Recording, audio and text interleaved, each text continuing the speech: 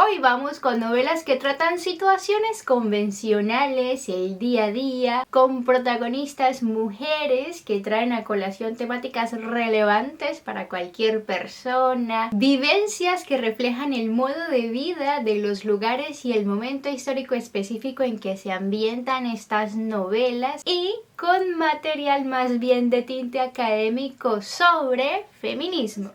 Hola literatos, mi nombre es María Stephanie. Aprovechando la conmemoración del 8 de marzo, que es cuando la búsqueda sobre derechos de la mujer y contenido reivindicatorio se dispara en internet, quise lanzarme con este video. Esto es de mi literato.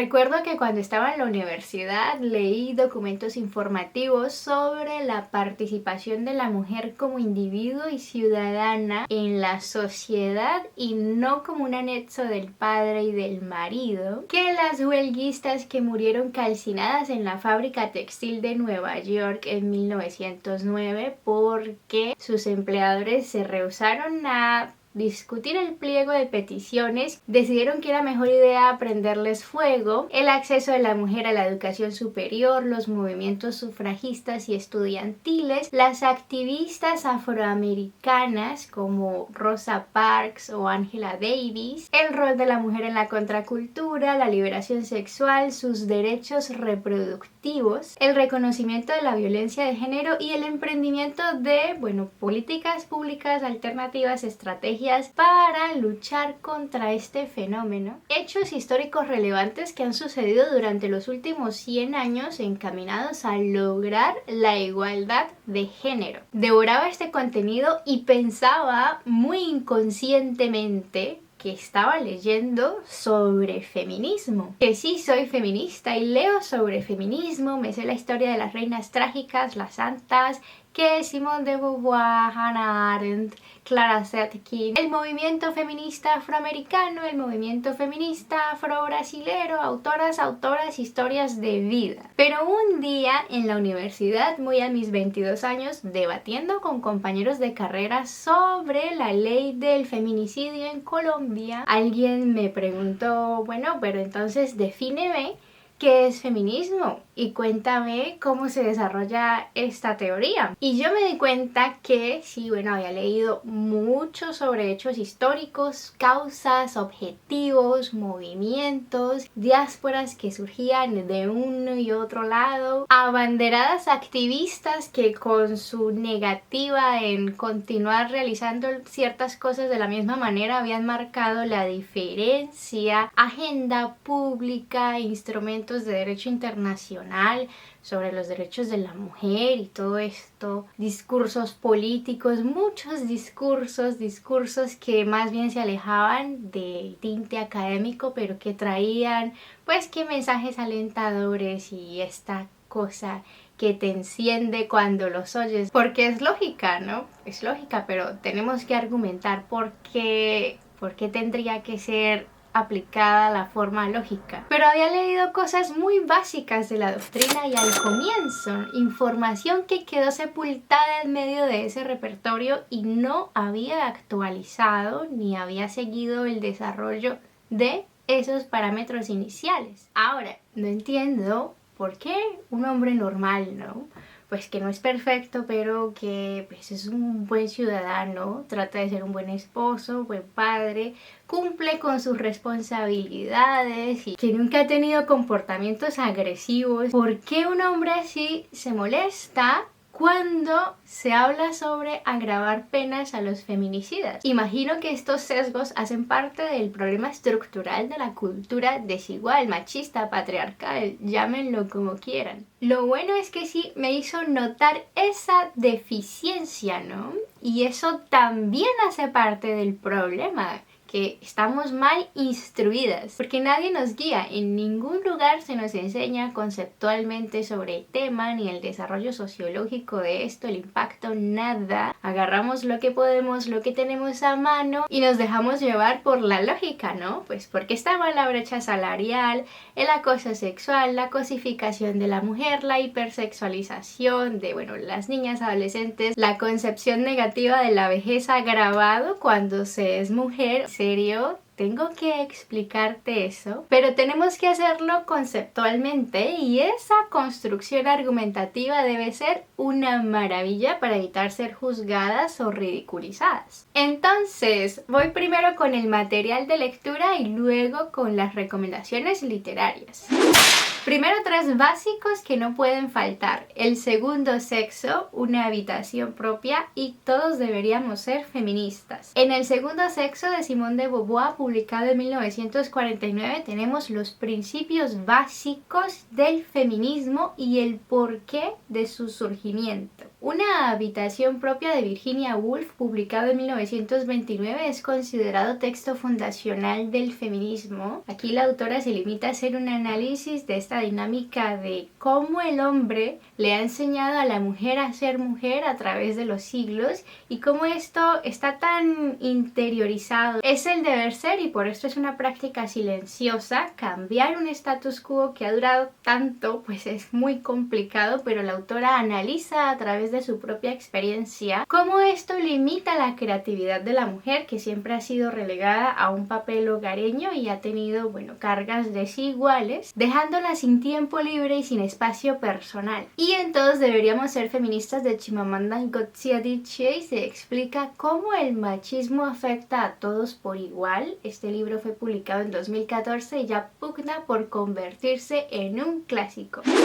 Esa fue la entrada, vamos ahora con el plato fuerte. Primero, Historia de la misoginia por Ana Caballé. Esta escritora, crítica literaria y profesora universitaria española ha enfocado parte de su carrera a estudios biográficos. Lo que hace la autora en este libro de 490 páginas es más o menos un estudio historiográfico, porque toma apartes de textos y discursos que han sido dictados por personalidades occidentales, bueno, hombres, y hacer un análisis imparcial de época para ver cómo ha evolucionado el discurso misógino a través de la historia, porque la situación actual no apareció por generación espontánea, es un trabajo de siglos y en este libro se propone desmantelar cómo se ha estructurado ese discurso, los rasgos ideológicos del fenómeno principalmente en el mundo hispano. Siguiente, No manipuléis al feminismo, por la autora española Ana Bernal Triviño. Es una defensa directa a la desinformación que se ha tejido sobre la doctrina, que parece que cuando hablamos de feminismo queremos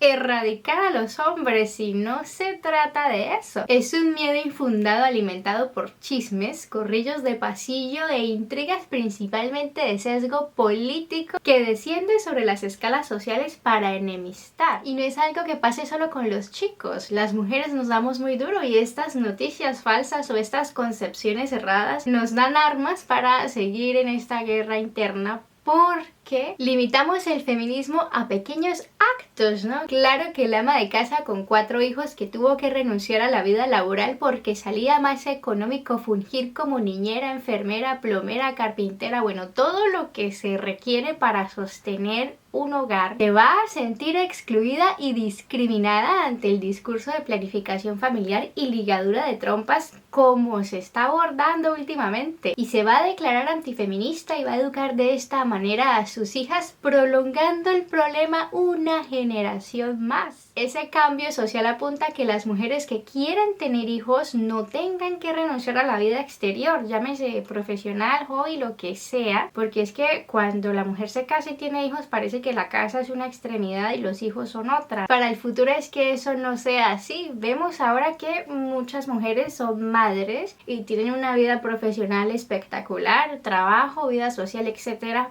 pero es porque tiene la capacidad económica de pagar a una persona o a varias que estén sustentando estas funciones domésticas por ella, o porque tiene pues ayuda familiar, la mamá, la abuela, la suegra, las primas, las tías, las hermanas, en fin. Sacando a estas personas de la ecuación, es imposible que la madre pueda tener vidas paralelas, y es que para el futuro es necesario que las parejas puedan encontrar un punto intermedio y que ambos miembros puedan desempeñar en varios roles, porque este sistema de clanes familiares se va a desvanecer. Menos hijos, menos tíos, primos, menos personas con tiempo suficiente para sus propias vidas y cuidar el hijo de alguien más. Y esto ya está sucediendo en los países primermundistas. El clan familiar se disuelve y la pareja queda sola con los hijos que decida tener. Por eso la brecha salarial por cuestiones de género es un problema, porque somete a la mujer a que siempre sea ella la que tenga que renunciar a la vida exterior, fuera de casa. La precariedad de la licencia de paternidad es un problema porque le impide al hombre participar en la crianza de sus hijos. Temas que gravitan sobre los roles de padre y madre. Muchas mujeres que si quieren tener hijos renuncian a su libertad reproductiva porque es que no es rentable. Y esta no es la solución, porque entonces ¿qué va a pasar de aquí a unos siglos? Se tiene que extinguir la humanidad porque nos rehusamos a cambiar eso. Analicé un poco el asunto para dar un ejemplo, pero esto no es lo único. Las mujeres que deciden nunca tener hijos, claro que van a tener más tiempo de calidad para ellas, vida profesional, etcétera, pero se van a encontrar con limitaciones que provienen de la misma fuente, es decir, otras ramas del mismo tronco, el mismo problema, y otro tipo de discriminación por haber decidido no casarse y no tener hijos. Es que es complicado, es un tema espinoso, parece que cualquier decisión está mal, incluso la forma de vestir, si lo hago de una manera o de otra está mal, todo siempre va a tener una crítica, y es eso a lo que tiene que encontrársele una solución y hace parte del proceso civilizatorio. Por eso tengo muchas expectativas sobre este libro. Sexta recomendación del día: Vírgenes, esposas, amantes y putas, de otra autora española, Amarna Miller. Aquí Amarna analiza lo que significa ser mujer en la sociedad actual basándose en experiencias personales, lo que me parece bastante interesante porque nos ofrece una oportunidad de hacer un autodiagnóstico, ¿no? Porque bueno, Amarna es española, es blanca, no pertenece a ninguna minoría, ¿sí? No está racializada ni nada. Partiendo de esa base, pues ya cada una puede hacer una autoevaluación de su situación. Amarna fue estrella porno, dirigió películas para adultos y aboga por la creación de productos feministas en la industria pornográfica. Entiendo el punto. Últimamente se ha levantado el debate de cómo la pornografía ha dañado la feminidad, atribuyendo conductas violentas y humillantes al acto del sexo. Ella quiere hacer porno para mujeres, me parece una idea innovadora, porque en algún momento de la vida la mujer consulta pornografía, sobre todo las adolescentes, más por cuestiones de curiosidad. Lamentablemente esto entra a llenar el vacío de la educación sexual que no nos dan, porque bueno, hay mucho tabú al respecto, pero bien que la disponibilidad de estos productos continúa para mí siendo un problema, ¿no? No ataca directamente la problemática de la cosificación de la mujer y la hipersexualización hacia las niñas, pero es que es un tema muy difícil. El libro no habla de esto, solo me pareció interesante mencionar la experiencia de la autora para después ver cómo ella ha vivenciado la cosificación de la mujer moviéndose en este medio. Y para cerrar con los textos académicos, el postre. Primero, La masculinidad incómoda, de Luciano Fabbri. Se trata de una compilación de ensayos en diferentes áreas: antropología, sociología, psicología, en donde se hace una revisión de lo que significa ser hombre en tiempos modernos. Y el siguiente, Nuevos hombres buenos, por Richard Basete, especialista en trabajo humanitario y consultor social, que aborda el tema de las nuevas masculinidades. El libro es una compilación de ejemplos prácticos en donde se muestra en qué consiste el error. Trata de explicar en términos sencillos por qué hacemos lo que hacemos y cómo podríamos hacerlo de forma diferente. Más o menos así entendí por las reseñas. Perfilando al hombre del futuro. Y ojo que este asunto de las nuevas masculinidades no es un tema tan nuevo. Esto de las nuevas masculinidades que asusta mucho porque se malinterpreta, realmente es una iniciativa que surge con la ejecución de una política pública en los países nórdicos. Acabada la Segunda Guerra Mundial, Suecia, Noruega, Dinamarca, Islandia y Finlandia le apuestan a un modelo pedagógico que disminuya las situaciones de discriminación y promueva la integración social. Educación igualitaria como un valor democrático para eliminar las fronteras sociales entre los estudiantes. Y la cuestión de género fue ítem fundamental. Género neutro y estrategias compensatorias como modelos estratégicos educativos para nivelar la posición de la mujer respecto a la del hombre en la sociedad. Mientras que en el género neutro se rechaza la distribución de roles para crear un espacio en el que chicos y chicas puedan desarrollar su potencial por igual, en las estrategias de pedagogía compensatoria se crea un sentimiento de autonomía y de empatía e inteligencia emocional para comprender las necesidades del grupo contrario. Estos modelos aplicados desde mediados de la década del 50 rindieron unos resultados, solo que no fueron perfectos, no lograba el ideal en un 100%, así que fueron reemplazados entrado el siglo XXI por el sistema de perspectiva crítica con la norma, en donde la atención deja de ser el género para pasar a aceptar la diferencia, ¿no? La multiculturalidad, la diferencia sensorial de raza, étnica, en fin. Esto para decir que existen políticas públicas sobre el asunto y ensayos de sistemas educativos enfocados a eliminar la discriminación de género, entre otras. Así, la necesidad de abolir las diferentes manifestaciones de discriminación no es nueva. Ya viene trabajándose en esto, específicamente en la cuestión de género, desde hace 70 años en sociedades con menos problemáticas y todavía no se ha encontrado la fórmula perfecta. Sin embargo, ese esfuerzo se refleja en las leyes de estos países. Por ejemplo, el caso de las licencias de maternidad, de las licencias de paternidad. De todo esto surge el concepto de nuevas masculinidades, la necesidad de educar personas funcionales que sean capaces de administrarse en todas sus facetas: educativa, profesional, laboral, familiar, doméstica, porque todos tenemos vida doméstica, no es algo inherente al género femenino. Todos tenemos, por ejemplo, la necesidad de comer, y con esto viene la necesidad de cocinar, y cocinar significa tiempo de vida. Lavar los utensilios de cocina, los suministros que usamos, ser capaces de impartir cuidados no solo a los chicos, sino a los adultos. Estas actividades siempre fueron endilgadas a las mujeres y no debe ser así, no solo en la crianza y dinámica familiar, sino en la legislación laboral, por ejemplo. Todo en la sociedad, las leyes, los comerciales, las estructuras institucionales, bueno, que todo tiene que reflejar que esa carga está distribuida en todos los miembros de la familia.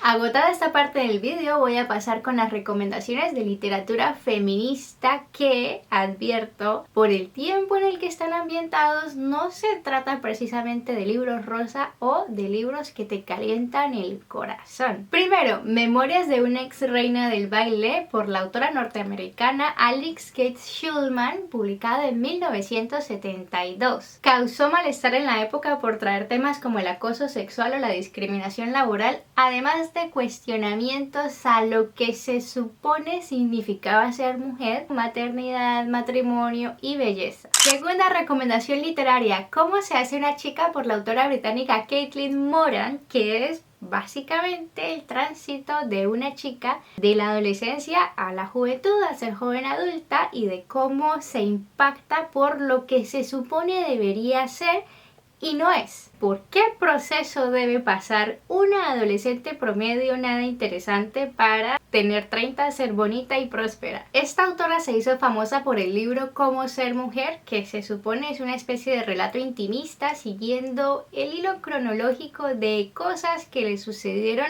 en su propia vida.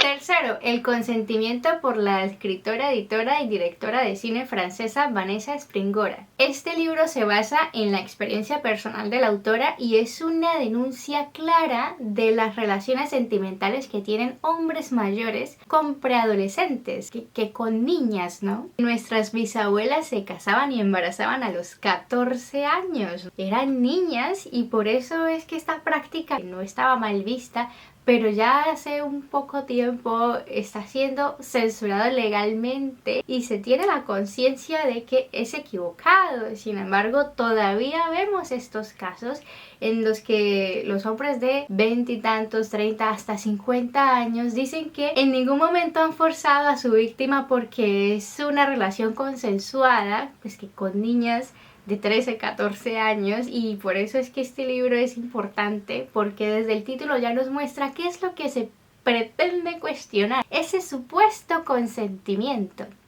Cuarto, vamos por un clásico, Memorias de un solterón por Emilia Pardo Bazán, publicado en 1896 creo.